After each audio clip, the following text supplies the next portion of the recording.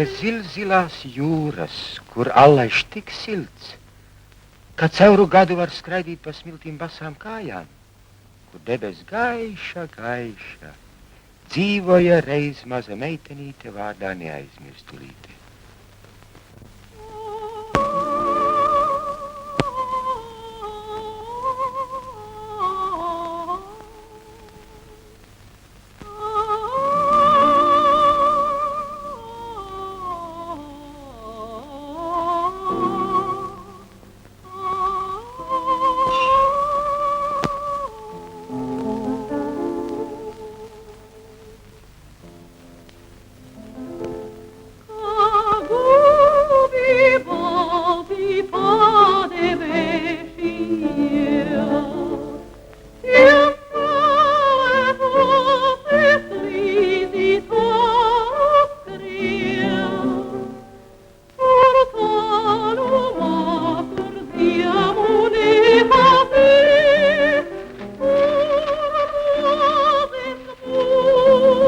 Cerība ir pilnīgi zemapziņas process. Viņš ir eksistē autonomam cilvēkam. Cerība nav iestrādājama, nav iegūstama. Cerība vai nu ir, vai nav. Jo cerība ir arī tas dzīves stimuls. Jo tā dod cilvēkam spēju turēties. Ja zūd cerība, tad ir izmisums. Un tad ir arī stop visiem impulsiem, visām darbībām, visām attiecībām. Viņi nav izstrādājami.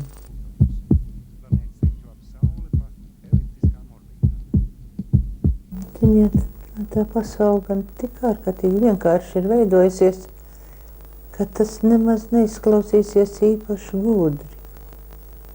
Un tas arī nav īpaši gudri.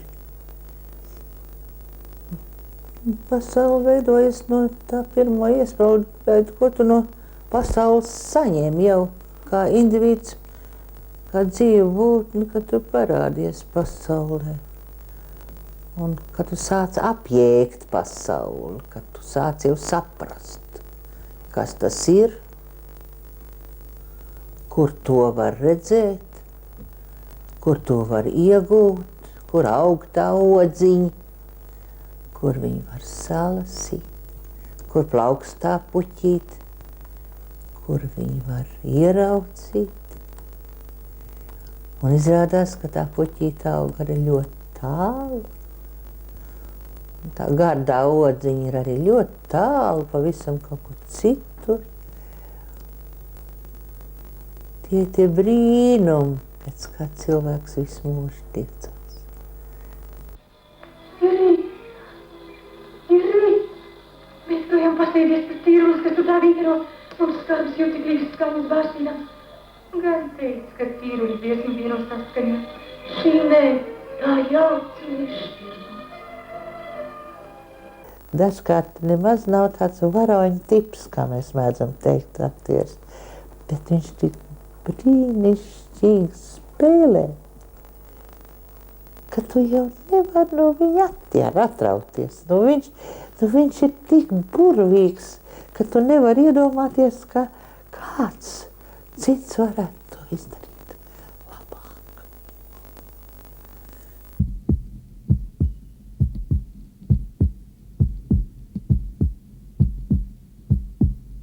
Es, piemēram, dzīvē esmu novērojis dažādas parādības, kas uz skatuves pilnīgi attaisnojās. Kad, skaists, bet iekšā nekas nav. Es domāju, ka mākslā skaists ir ik viens cilvēks, kas savu dzīvi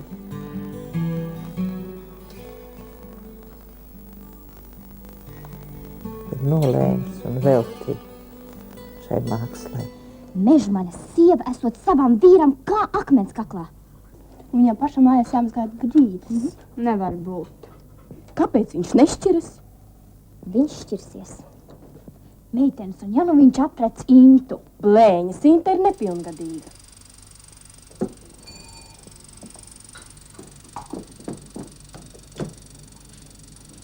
Jūs, Velta, sveicināta. Gaidāt vīru? Iedomājieties, es taču gandrīz nemaz nepazinu Žani Mežmali. Vai tad jūs? Velta. Ir jāizvēlas ir vai nu viens vai otrs. Vai tev ir liela ģimene apkārt un tev ir daudz jaunu loma, jaunu tēlu, un tā ir tava pasaule, un tiem tur kalpoja, un tie ir tavi mīļie, un tie, kam tu vari uzticēties, un kas no tevis paņem visu, bet tādu žēlošanu un tādu vēlēšanos, kad es būtu kādreiz arī mazliet palutināt, tādu piepildījumu es neesmu saņēmusi līdz šai dienai, atklāt sakot.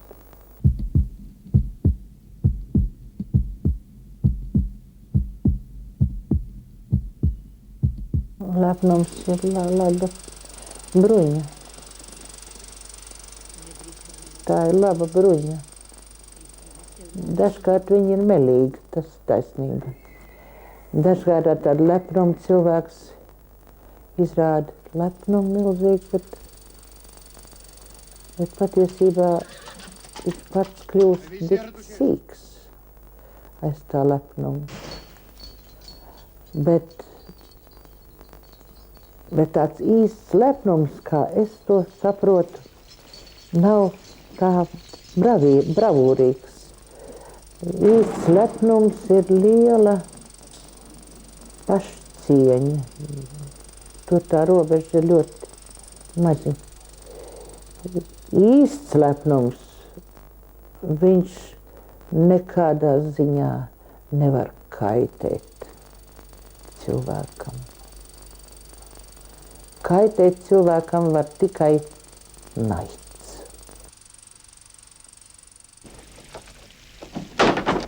Nenāc! Edgar, nenāc! Edgar! Man bail no tevis. Ko tu gribi? Ko tu gribi? Kāpēc tu nāci? Diezgan no manis esi bēgusi. Kad vairs neizbēgsi! Liec! Liec! Liec! Nedzirdēs! Edgar, laid! Edgar! Edgar!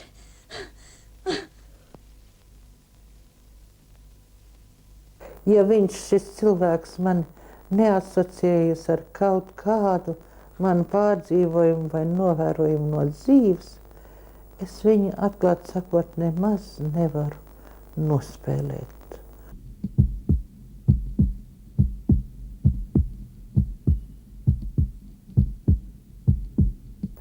Kauna lieta ir tomēr nodarboties ar tādām lietām, ko cilvēki nevar pieņemt, ka tu tā dari, tu tieši. Es te darināšu pa pārējiem, vai ne, kā tos uzņem.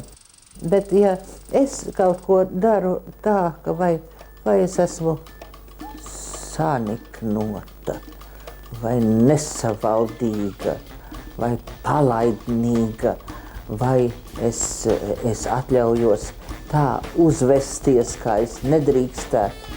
Es, piemēram, zinu, ka manas profesija cilvēki nedrīkst pārāk brīvi visos apstākļos justies, sevišķi tādās brīžos, ka tā ir kāda balla, kāda svinēšana, kāda iedzeršana, kur cilvēks kļūst vaļīgs.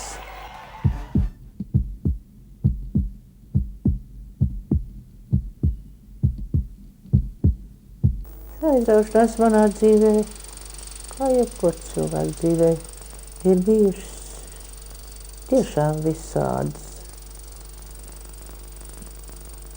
Es gan vienmēr biju jau no pašas bērnības, cik es atceros sev un cik mani atceras cilvēki, kas ar mani bijuši kopā, daži pat tādi, kuriem es domāju, ka viņi jau mani ir pilnīgi aizmirsuši, jo tas ir noticis tik sen. Viņi man atgādina tādus momentus, kas man liek domāt, ka man ir savas ne aristokratiskās izcelsmes dēļ bijuši kaut kādi tādi centieni sniegties drusciņ pāri tam brīdim, kurā es tagad dzīvoju, un tai vietai un tiem apstākļiem pāri. Es vienmēr esmu meklējusi kaut kādu tādu objektu, kam es varu līdzināties. Vai tas ir kāds cilvēks un viņa labestība, vai prāta, vai gara stiprums. Man ir tādi skolotāji bijuši un tādi momenti. Bet es pati varu teikt, ka es esmu izstrādājusi ļoti daudz muļķību.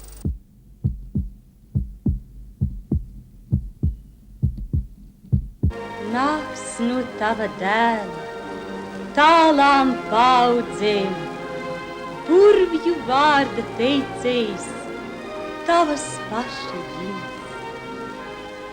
Tavu darbu jauna audze augs, jaunai audzei vadu zvaigzne, tu. Un liels saulains prieks mājo mūsu sirdīs, sākot jauno darba cēlienu. Mēs sākam jauno darbu ar Aspāzijas vaidaloti, kas ir uzrakstīts 65 gadus atpakaļ un ir dzejnieces jaunības darbs un viņas labākais darbs. Viss manā būtē cenšas, trauc un steidz, un dīkst un briest man krūtīs jutekļi, kā pumpuri, kas silta lietus gaida, lai uzplauktu.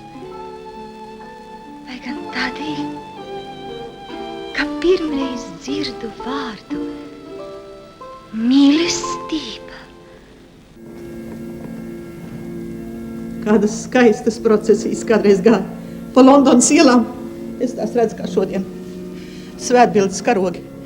Pa priekš 100 bērnu, baltos stērpus. 100 bērnu, baltos stērpus. Toreiz jūs vēl nebijāt karaliene, toreiz vēl valdīja jūsu māsa. Un māsa Mērija, kur iemeta mani taurā. Un tik daudz paklāja, un tik daudz ziedu.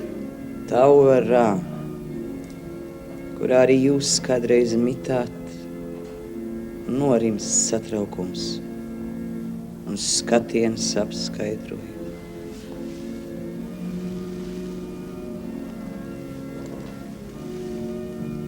Bekons ir likuma izpildītājs un Eseksa draugs. Viņam tas ir jāuzņemas, ja viņš grib. Un ja viņš var, tas jāuzņemas viņam.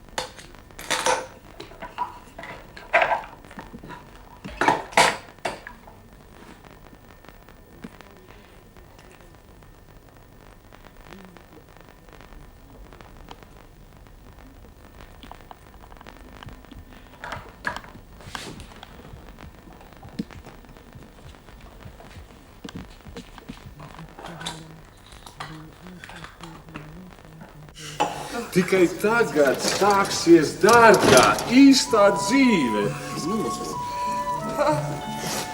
Jā.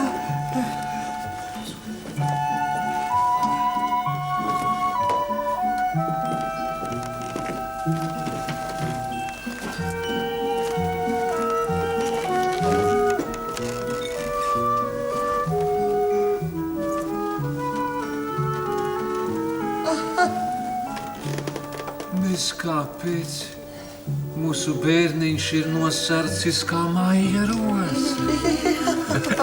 Laikam šodien ir pārkurināta plīts. Lorāna, puisīt, jūs kaut kas mīlis. Pastāstiet bērniņu savai māmiņai. Ak, jūs, viltnieki, paskatieties, Mišokungs, apdīvties. Ko jūs tādas pastrādājuši? Es varu derēt uz pudeļu šampāniešu, ka viņi ir saplēsuši jūsu labāko tasīti.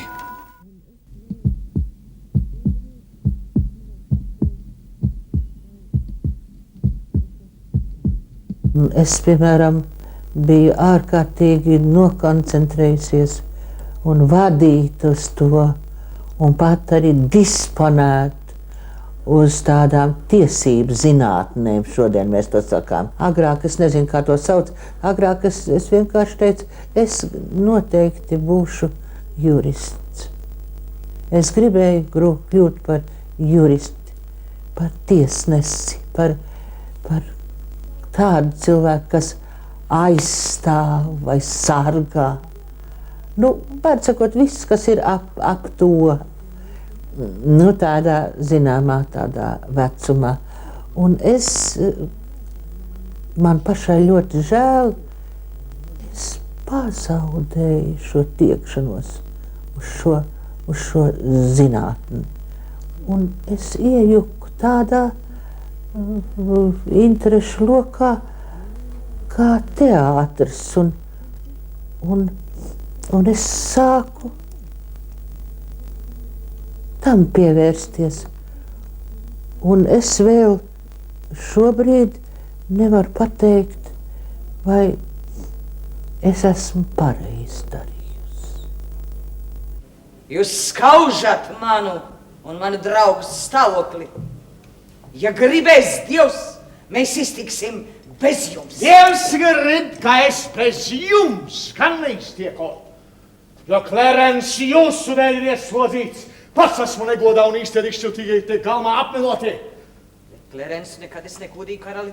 Ar šādām nepatīcām aizdomām jūs nodarāt man smagu pārestību. Es stipri šaubos, vai jūsu vecmāmiņai bija tāds vīrs. Pietiek, Glosters, svainīgi! Pasauli neko nenozīmē, ja tu nevari viņu izpētīt, ja tu nevari viņu iegūt. Tā nav tāda manta, ko var kaut kur nopirkt vai nozakt. Vai iebāzt kabatā vai kur.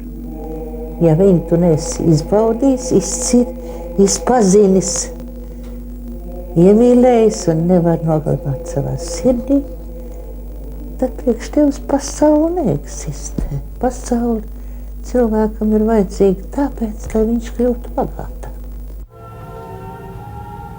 Vecā grāfiene sēdēja savā ģērbistabā pie spoguļa. Neraugoties uz sen novītušo skaistumu, viņa bija saglabājusi savus jaunības ieratumus. Stingri sakoja modei un ģērbās tikpat ilgi un pamatīgi.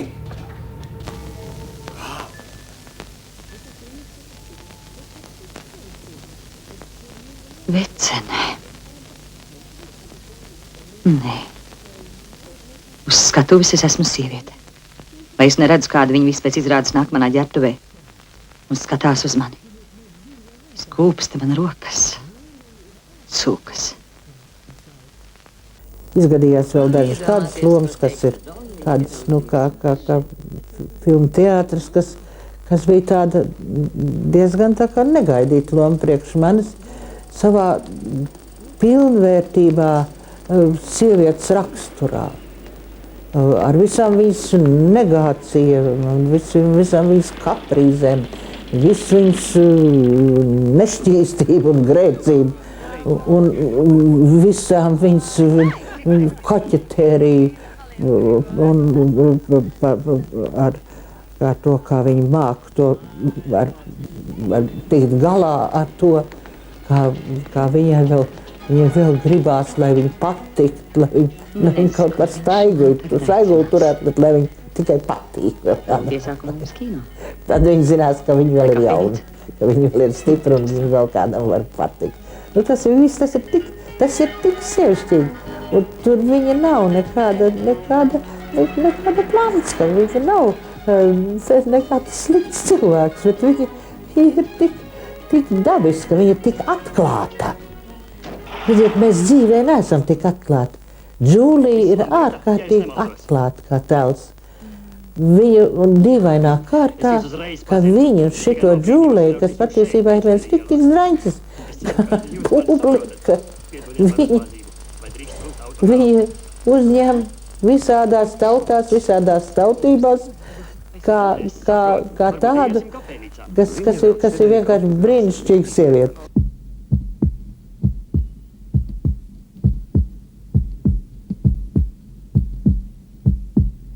Es kļuvu pilnīgi patstāvīga. Bet es skumjām. Es nezināju, kur tvērties. Bet tikai tagad es skaidri aptveru savu jaunību. Un kāda doma man nedod mieru. Zināt, es reizēm nonāku līdz halucinācijām.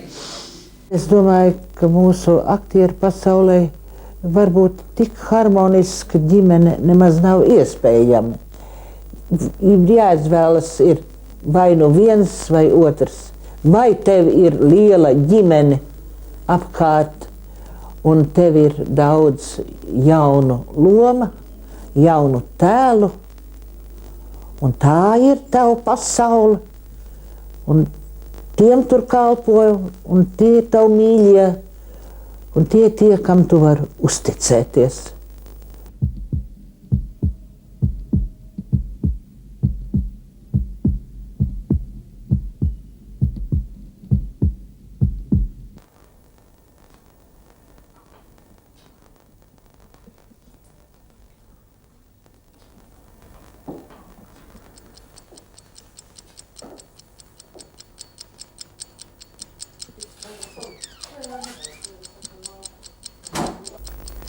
Bija jau ir brīnums. Kāpēc neizmantot brīnumu, kas tiek dots?